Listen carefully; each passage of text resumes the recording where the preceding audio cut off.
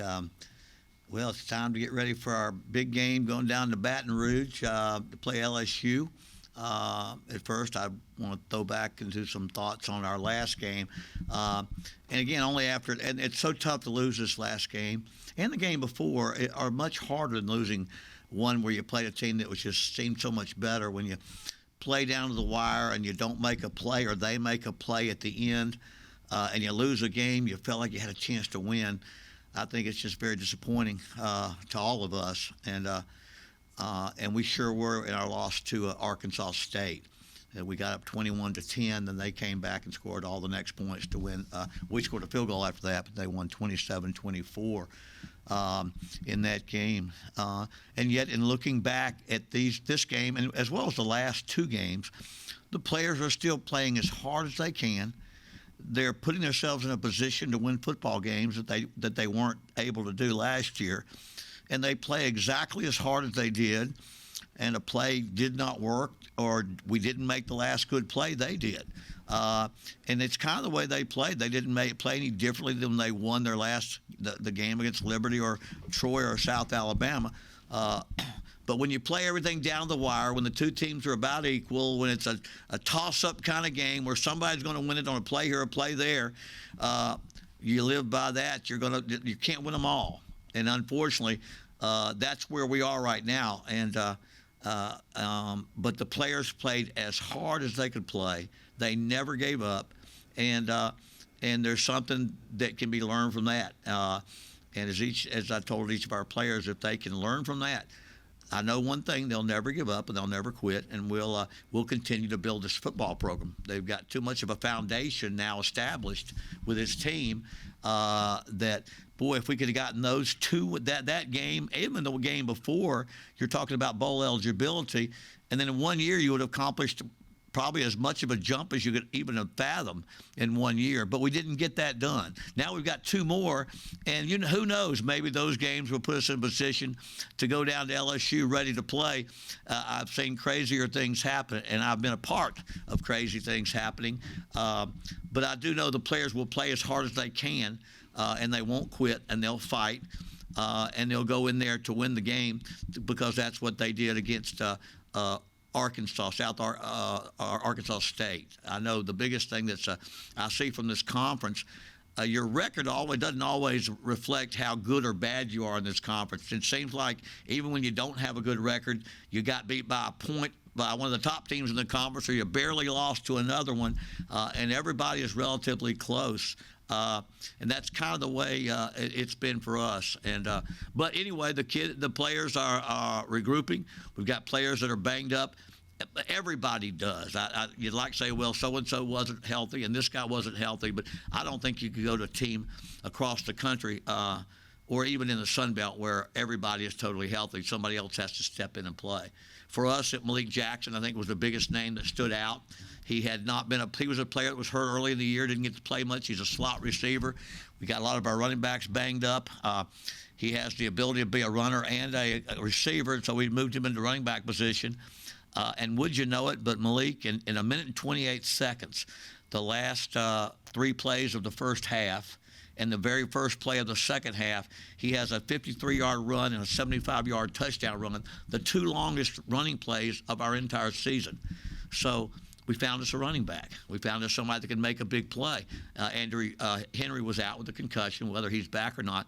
But we found one of those little pieces to the puzzle that you need to find in a program like this that you got to have down the road, guys that can make explosive plays. And those are explosive plays. So we did that. That was awful good for us.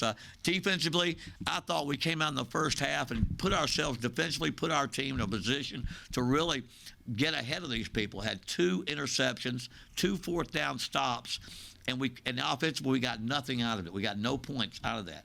We scored right before the half, but it wasn't a result of a turnover, and so that was disappointing. I think we tried to go with Chandler Rogers a little bit. He was still kind of banged up. Thank goodness Rhett was able to come in. He's not quite the dynamic runner that Rogers is, But on the other hand, he led us from a deficit to a 21-10 lead in the game himself with some key throws and moving that offense. But I think if we could have had Chandler was not as healthy as we'd liked, and we held him out the rest of the game. He just wasn't. He had 4 sacks that he doesn't normally take in the first quarter, and maybe the first quarter and a half. But those were critical things. Normally he outruns that, or he is able to deal with it. But it just wasn't the right time. It wasn't quite feeling as up to it as we thought he was going into that game. Hopefully he'll get well and we'll be back. We'll probably need all of our quarterbacks against LSU. But that being said, it was a game of momentum where they started out momentum. We took it over and carried it into the second half. Then they got it back at the end. Zach Woodard had 15 tackles. He's been the real star of our defense this year. Transfer from Jacksonville State University, not Jackson State, but Jacksonville State, and has just been a dynamic player, just a really, really special linebacker and football player. But anyway, we'll lick our wounds. Our guys are, and we'll get excited to play down in Baton Rouge. I've coached down there several times, and it's just for any football fan or any football coach, it's one of the most exciting venues in college football. If you can get a Saturday night game in LSU, which we will, 8:05 kickoff on ESPNU or 2, one of those two, we'll have a chance to go down there, and it'll be a great place to really showcase our program. And I won't even venture to say right now what's going to happen in the game, but I used to work in television for 10 years, and they'll hype that game up, and they'll talk good about ULM and LSU to the entire country, hyping that game. So we're going to get some good exposure, some good publicity before the game even starts, and you can't take that back. That's how valuable games like this are to your institution, to your football program, to the future of your program, that you're in this game and they put it on a major 8 p.m. Saturday night where people on the East Coast really are not really waiting for that late West Coast game. They're going to watch the last big East Coast game. And I think there's some novelty in a game like this where LSU and I've coached when I was at Auburn. I coached against LSU 3 times in Baton Rouge. When I was at Florida State as a GA, we coached against them 2 or 3 times as well. And this will be the first time for a lot of our guys to have played. Being in Louisiana, many of our players from Louisiana, it would be obvious that many of those guys grew up wishing they could play for LSU. So what a thrill it's going to be. And I'm not talking about the outcome or who's favored or what could happen. I'm just saying an opportunity to go down to Baton Rouge and play. I know for a fact there's not a more exciting venue in all of college football. And I've been to almost all of them, I think, from his coaching time to broadcasting time. This is one of the great venues in college football on a Saturday night. So any questions?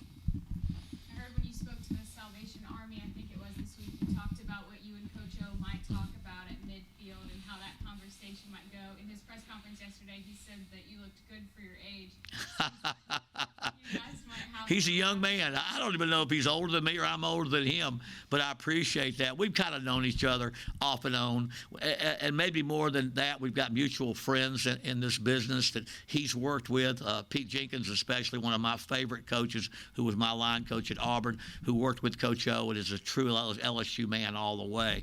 Pete was very instrumental in me coming to ULM, and Coach O and I have fond memories of people in this business. We also have been through very tough times in the SEC, where you have I went 11-0 and won 20 straight football games. Nobody's ever done that. And 5 years later, I was looking for a job. He wins the national championship, and 2 years later, he's looking for a job. That's the nature of this business. And I'm saying we have no complaints because we have contracts. We understand this business. And that's what we're dealing with. But I have nothing but respect for what they've done. I was at Clemson as an analyst when we played LSU in the national championship game. So I studied LSU as an analyst, and we're an incredible team. And what I see about LSU is what I've seen since I was a young graduate assistant at Florida State, and we played LSU about 5 times. When I think of teams in the country, I think of Southern Cal, LSU, maybe Alabama, Oklahoma, teams that when they come out on that field, their athletes look different. They look bigger, they look faster, they look better. And I've always felt that way about Louisiana athletes that played LSU, the way Oklahoma could recruit Southern Cal, of course Alabama now. When they walk on the field, I mean, the people say they put their pants on the same way, but they got to slit theirs up on the back a little just to get those legs in. Other than that, they put them on the exact same way. So, all that being said, it'll be it'll be a great opportunity for our guys to get in there and play their very best and have a chance to play against the very best talent. I've watched many of their games already. I mean, no, Alabama didn't push them around. Arkansas didn't push them around. People don't push them around. They may have lost games at the end, but athletically, they're as good as anybody in the conference. And so, again, we know what we're going up against in this game, and maybe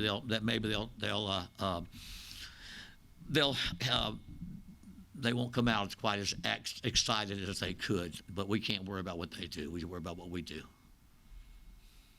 Can you kind of talk about that mindset going into the position change for Malik? Malik is kind of a slot. What it is, he's a slot receiver, a flanker.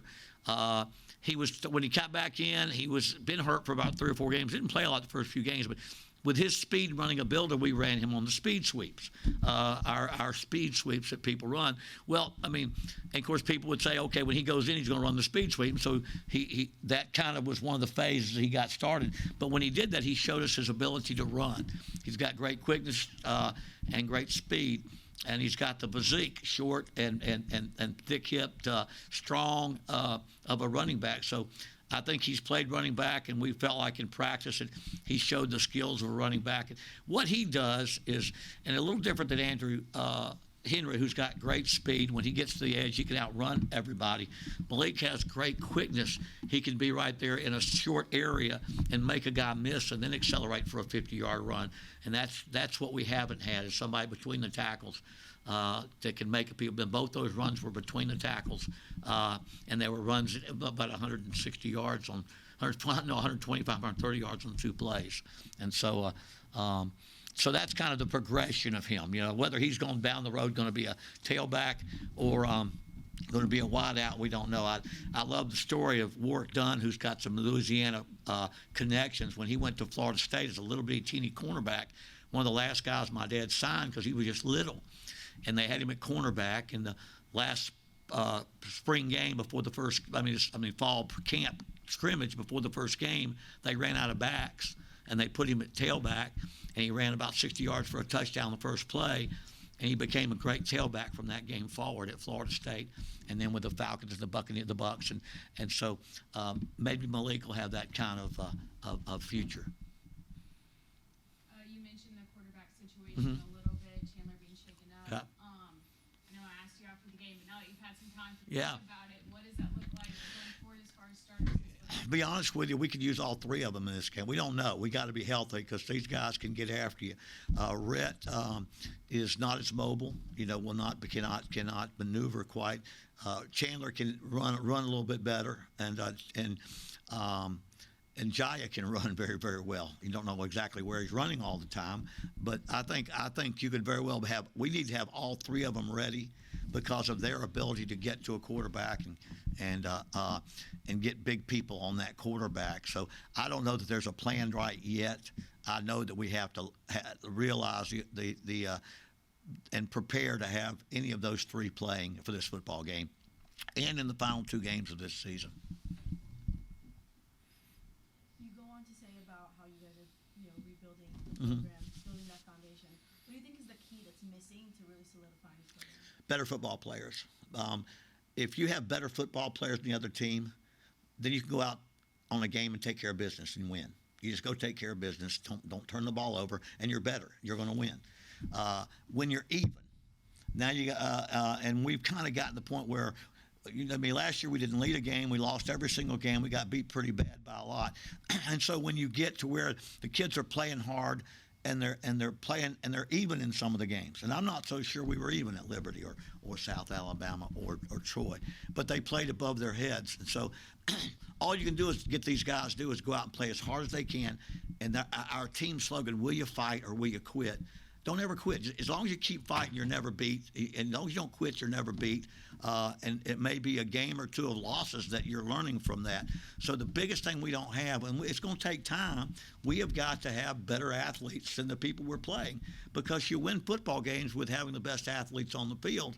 That old saying, you don't win with X's and O's, you win with Jimmys and Joes. There's a lot of truth to that. He who has the best players almost always win, whether you're John Wooden at UCLA or Bear Bryant at Alabama. They both would tell you the exact same thing. The interesting thing is when it's all even. When you're even, or you're trying to upset somebody, then I think coaching comes into play. If you're one of the final four people in college football and all the teams are good, coaching comes back into play. But for us right now, we've got to do a great job of just one, teach our players to play hard every play as a staff, and then as a head coach, keep their morale up. My head job is to keep their morale up, believing in themselves, believing they can win. Our coach's job is to get them playing as well as they can. When you have a better football players on the team, you can go out there and turn the ball over. You cannot play your best, and you're going to win anyway. And we don't have any of those. And then your subs don't play. Your walk-ons don't get to play. It's a tough road to hoe, but it's the one we have to do, because you'll see a lot of our players have continued to work hard in practice, and they haven't smelled the playing field yet, because we're not in those kind of games. So the biggest thing we've got to do is, and whether that can happen in 1 year or 2 years, we've got to continue to recruit and continue to elevate the quality of the athletes on our team, so that when we go out and play Coastal Carolina, or we play some of the other teams in Appalachian State, these teams that year in and year out. Of course, Coastal's kind of new to this business. They've kind of acquired that in the last 3 years. But Appalachian State goes way back, and teams like Lafayette in the last few years, they have better players, and so they go out there, and when they don't play as well, they win their football game. So that's the next thing you do, because I'm not vain enough to believe I can outcoach the quality of coaches that we have in the Sun Belt Conference. People always talk about who the best coaches are. I get a kick out of it, because I've been a head coach in Division III, II, 1AA, Group of Five, and Power Five. And the best coaches are some of them I coached in Division II. They were in Division III. Nobody's ever heard of them. And we have great coaches in the Sun Belt. And as the older guy, I'm sure I'm the oldest in the conference, I see these young guys, and I wonder which one is going to be that next superstar. You know, my hat's hung at ULM. This is where I'm going to hang it and finish up my career here. And I'm excited to do that. But these coaches that in this conference are good coaches, but the key for all of them, we all know, is go out there and recruit the best football players and give yourself a chance to be better than the other team by what you put on the field. I know what you said about records and how that can be kind of misleading, and we know that in the difference in conferences and all that. But Right. looking at what you were predicted to do this year, to think that you're about to head into Death Valley with the same record as the 2019 national champion. Yeah. Is that kind of an interesting thing to... It's a reality check of where you are in this business and how precarious this business is.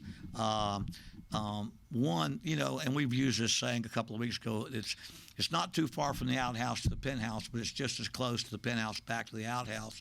And I think you're always in that situation. I mean, 3 weeks ago, people were patting me on the back, Coach of the Year, and I'm too old for that. I said, things are never as good as they seem, and they're never as bad as they seem. You lose a couple of games, they say, what's wrong? Well, we're playing the best we can play, and in reality, we've won some games we weren't supposed to, and we've lost a couple we had a chance to win. I'm not going to say we were supposed to win. I don't think you could ask Arkansas State or Texas State if they didn't think they had the ability to win those games with talent. But we were a toss-up type game. So I'm awful thrilled at the fact that these players are playing as hard as they can. I wish I could do a better job as a head coach. I wish we could put them in a better position. I wish I could make a better call here or there. We threw a deep ball late in the game to try to make a play. They intercepted, game over. We make that play, not only do we kick a field goal to tie it and go overtime, we maybe score a touchdown and win the game. And so you make a call like that against Liberty and you kick a 53-yard field goal. If it doesn't go through, they're going to walk in and kick a field goal and beat you. But that becomes a great call. So you just got to go out there and hope you make the last play. But when you're always relying on the last play, it's gonna fall your way sometimes, and sometimes it's not. Coach, were you impressed after the game how many of the younger players that will be back next year were Yeah. trying to keep the guys' spirits up, even though it's late in Yeah. the season, they still want to keep fighting and still try to. I think right after the game, you said we got 2 games Right. Yeah, one, you keep the fact that if you never stop fighting, I said that before, will you fight or will you quit? If you never stop fighting or trying to win, you're never really beaten. And it's hard to understand sometimes, because sometimes that means the next game or a later game or or in your life, and how you deal with adversity, getting knocked down and getting back up off the ground. That's kind of the philosophy behind will you fight or will you quit. You lose your job and the bank takes your mortgage of your house and your wife's run off with somebody else. Are you going to fight or are you going to quit? That's the old Bear Bryant saying, will you fight or will you quit? But in football, I think getting knocked down, losing a game that's just heart-wrenching, and then getting back up and playing the best you can. I'm very excited that I now know so many of our players that were even here before I got here are young guys that can really help us down the road. We found a Malik Jackson. We found some young guys. We've had most of our portal transfer guys that are really helping us have 2 years. They came in with 2 or 3 because of the portal transfer rule was not just the old one, graduating senior gets 1 free year, free transfer. That's kind of what we had a few years back. And so we were able to grab some people that had more than 1 year. So I think we'll have something to grow on.